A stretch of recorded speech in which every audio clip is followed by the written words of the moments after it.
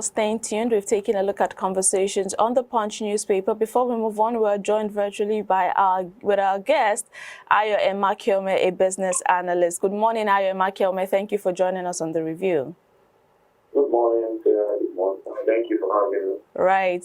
Very quickly, let's begin. Let me start with I'm sure you are conversant and aware of the fuel scarcity as well as adulterated petrol currently in circulation across the country. Where you are now, what is it like getting supply for petrol? At what rate are you buying it? What is the situation with this whole petrol scarcity in your location? Let's start from there. Well, on a personal level, what I decided to do was I filled my tank last week, and I don't go anywhere except to the extremely essential. And it's somewhere where I cannot take any back to. So that the car is there for emergency. My own is until the queues subside, then I'm going to look for fuel, because I'm not even sure that the petrol they are still selling is still of the required standard. But sadly, the queues are there, they are long for the few stations that are selling, while many of them are not sold. And then also sadly, we started seeing people selling fuel in gallons, where you can get 10 liters for like between 5 and 10,000, depending on your negotiating skills. Right. So, but NNPC says that they have promised that they clear out this thing as of last weekend. But the queues are still there, and as at Monday they were saying they've gotten more liters into the country. Yeah. So we are hoping between now and weekend it will clear out. Right. Okay, so as a business analyst and a business expert here, what is the impact, or to what extent can this fuel scarcity really impact businesses, especially small-scale businesses at this time? Well, with the state of the economy already, things are lean and tight. And so this fuel scarcity now, the major mode of movement in the country, especially for business, is by road, for which fuel is the major determinant, because that's what we use majorly. There's only a few vehicles that use diesel, and then a much insignificant quantity using LPG. So based on that, number one, the fuel scarcity is going to cause a slowdown. In fact, in some places, complete stoppage of movement for business. And then in some places, because of the time it's taking in trying to get fuel, and then it is stopping at a sharp increase in some locations of the price of fuel, it will cause some other businesses to go into a halt. Because already the power is causing already issues in the country, especially with the lack of power in many places. According to TCN, they said they are doing good schedule. And so some places are thrown into darkness for between 12 to 18 hours. And they now added with the fuel scarcity, where some businesses will now have to go and buy petrol to run their gen, but the petrol is not available. So it's having serious negative impact on the economy. Can you hear me? Yes, I can hear you. So at this time now, what other devices or what other means do you think that these businesses can employ or can adopt in order to run out, in order to stay sustained in this trying time? Well, the first thing when it comes to power, for example, is to look for alternative sources like solar power, wind power. Some you might use inverter, so that if it's 4 hours a day, you have power, the inverter can do the rest for you.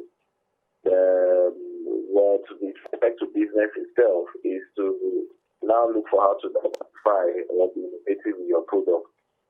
Because outside that, demand generally has dropped for a lot of businesses because of the main pockets. And then even a lot of businesses have slowed down. And then, of course, we cannot forget the pandemic effect. Yeah. We have to go back to that, where most businesses would have to look for how to do most things remotely. Because if you are still doing things, a lot of things remotely, then movement is minimized and the cost of movement is also minimized. And to some extent, you will still be in business. But let's not forget that even our internet systems are driven by some form of power, which in this case is also driven by petrol. So it's biting hardly. Right. Now, owing to this whole fuel scarcity and all of that, we have seen that, according to report, inflation has decelerated slightly to 15.6%. What is the impact of this on the economy? Well, first of all, the fuel scarcity is a temporary situation. And in this month of February, we will be taking measurements to know if it had a negative impact. But the inflation report was December, January. And as of December, January, the inflation figures actually dropped. Although it's minimal, but it's a positive effect on the economy. We are hoping that between now and end of the year, it still drops further. If the government's economic plans are properly and effectively implemented, that should occur. All right. So we'll see how that turned out. Let's move away from the fuel subsidy very quickly to another very interesting business story that has to do with the bank's forex ban. Now, experts have expressed their worry over the plan by the Central Bank of Nigeria, to stop the sale of foreign exchange to deposit money banks by December 2022. What is the implication of this? And is this actually a good move for us as a country? The forex situation that CBN plans that by January banks resource for their own money, for their own efforts to their business, is part of the CBN plan to show off the naira and minimize pressure on the reserves of the country. So if you're looking at it from CBN's point of view, if CBN is no more the one providing effort to the banks, and banks are suffering by themselves, our personal results will go up, which is a positive feedback which is a positive result for the country. Because presently, interestingly, for once in like how many years, our balance of trade is positive by over $3 billion, which is good for the economy. It hasn't happened in a long time. So it's a good one, but when you look at it from the other angle, that means a lot of CBN has moved a lot of control to the banks, where they decide where, how, and how much they source for FX. The good thing there is that it is slowly moving the FX trade from us having to where we have the parallel market at CBN to a single one, which will probably be the parallel market.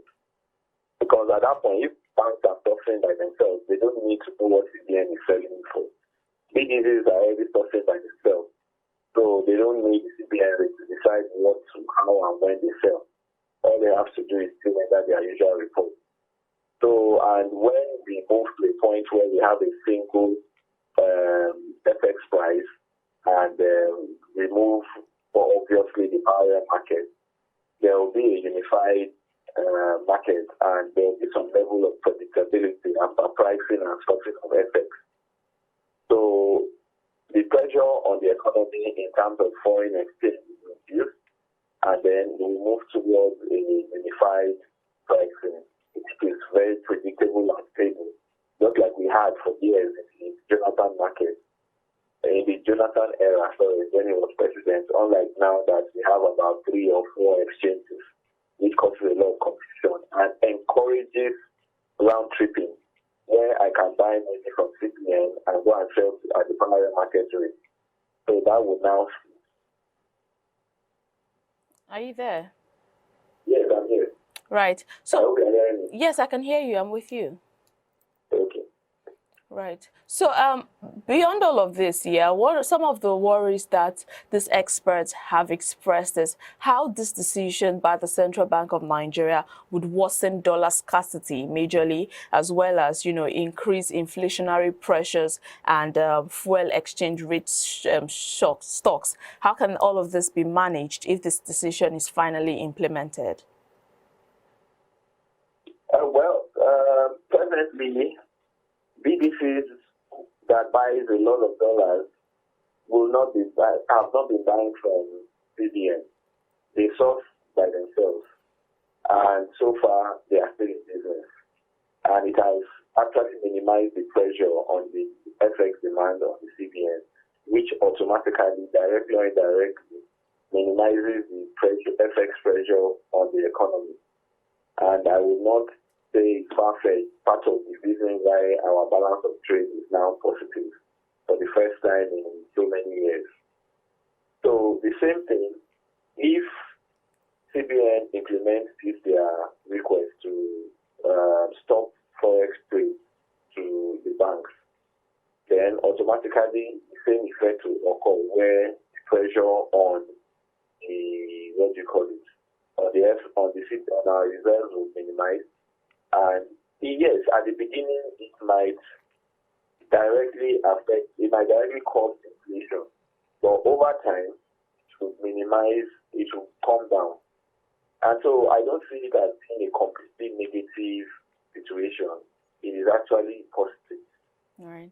Okay. Lastly, on this issue, before we move on to the last topic we'll be talking about, now the CBN further stated that this decision, to stop the sale is to boost the country's foreign exchange reserves through the proceeds from non-oil exports. Would this actually be the case when this is finally put in place?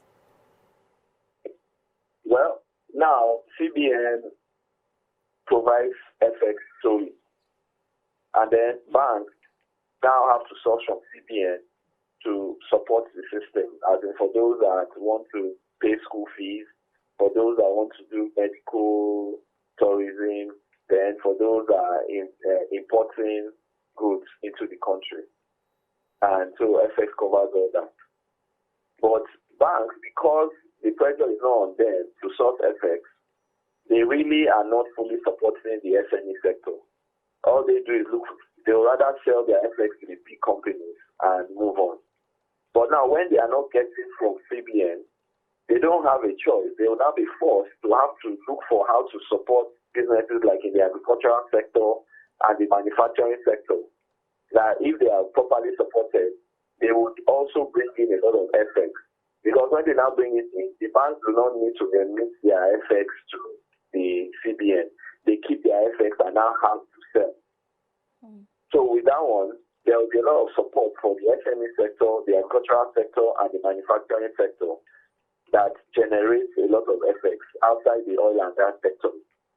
And so with that, those banks will now be a frenzy among all of them, a competition among all of them to look for how to support these businesses and keep their FX so that they have enough in stock to sell.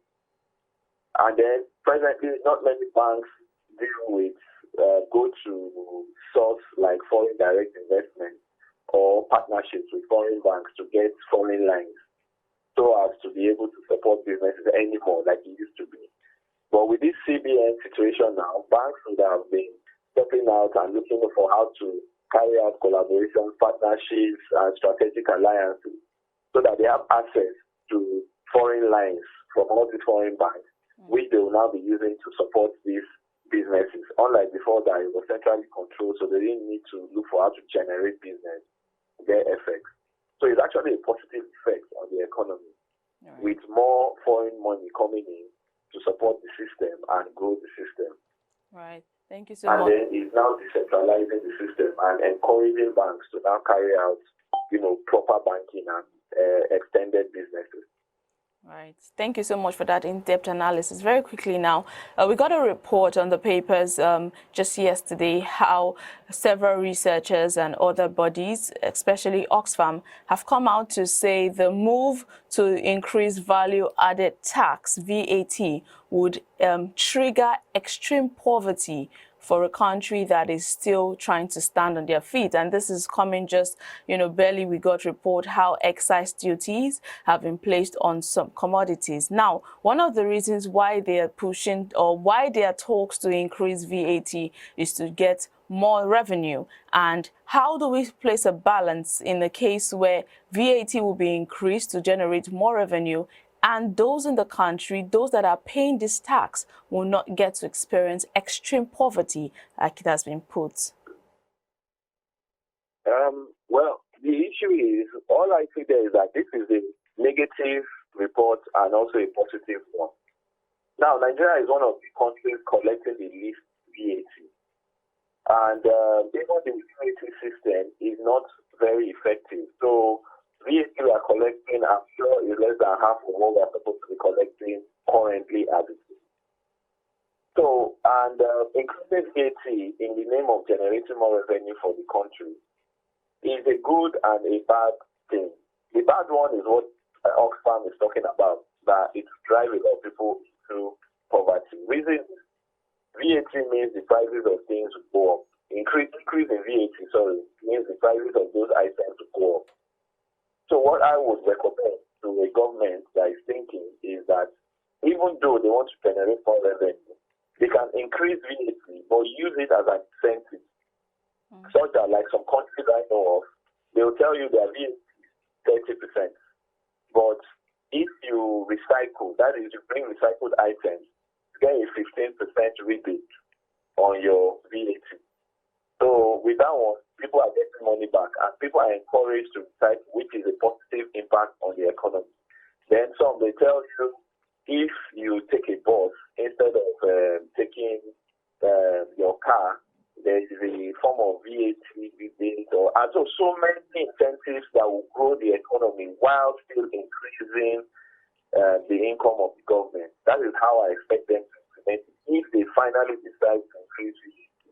But if not, just like Oxfam said, it's good to increase VAT, but this is not the right time. They should allow the economy to stabilize to some level, probably in the next 1 or 2 years, before they now look at increasing VAT. All right. Unless they want to put it for some specific luxury items, like the excise they are now putting on some products, and then they can increase those ones on some harmful products, like some products considered harmful, like cigarettes or high-end alcohol, like spirits. And then they can also look at luxury items, like excise duties on things like, VAT on things like planes, and all planes, yachts, and all that is fine. But like I said, it's not a bad thing. The increase in VAT can be done in such a way that is positive for the economy. But in Nigeria, it's one thing to pass the policy, it's another thing to implement it, which is a major issue. It has always been implementation. All right. So we hope that they would take out 1 or 2 things from what you've said. Like you have rightly said, it is not the best time to increase VAT. At least give it some time for the country to get back on their feet. Thank you so much, Ayo Emma Kiome, for joining us on the review and for sharing your thoughts on these business-related issues with us. Thank you very much for having me. Do enjoy the rest of your day. You too. Have a wonderful rest of the week. Bye. Bye.